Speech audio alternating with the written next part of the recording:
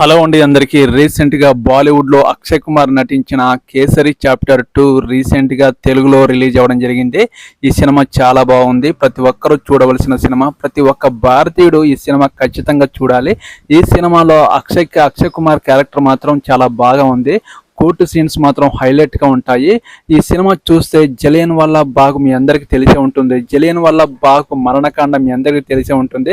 British వారి చేతిలో చాలామంది భారతీయులు 1000 మంది పైగా జలియన్ వాలా బాగ్లో చాలామంది మరణించడం జరిగింది. ఆ మరణకాండని ప్రపంచానికి తెలియకుండా బ్రిటిష్ వాళ్ళు కప్పిపుచ్చడం జరిగింది. ఆ నిజాన్ని బయటికి తెలియజేయాలనే ఆలోచనతో కేసు వేయడం జరుగుతుంది.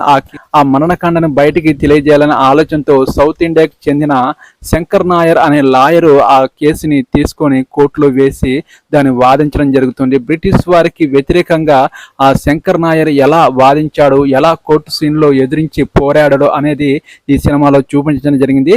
ఈ సినిమా ఎంతవరకు నిజమో ఎంతవరకు అబద్ధమో తెలియదు, కానీ దీన్ని సినిమా పరంగా చూస్తే ప్రతి ఒక్క భారతీయుడు కళ్ళ నుంచి నీళ్లు వస్తాయి.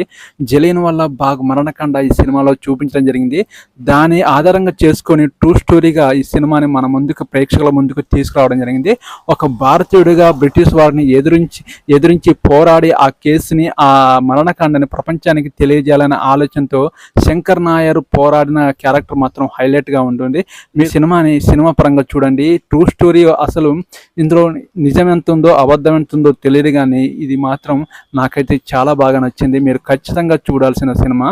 మీరు మిస్ అవ్వకండి. ఈ సినిమాలో జలియన్ వాలా బాగ్ మరణకాండ చూపిస్తారు.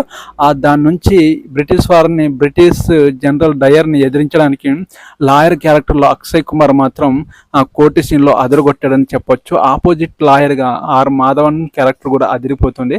మీరు ఖచ్చితంగా ఈ మూవీని చూస్తారని కోరుకుంటున్నాను. ఈ వీడియోకి ఒక లైక్ చేయండి. నా ఛానల్ని ఎవరైనా సబ్స్క్రైబ్ చేసుకునే వాళ్ళంటే ప్లీజ్ సపోర్ట్ మై ఛానల్. ఓకేనండి, బాయ్.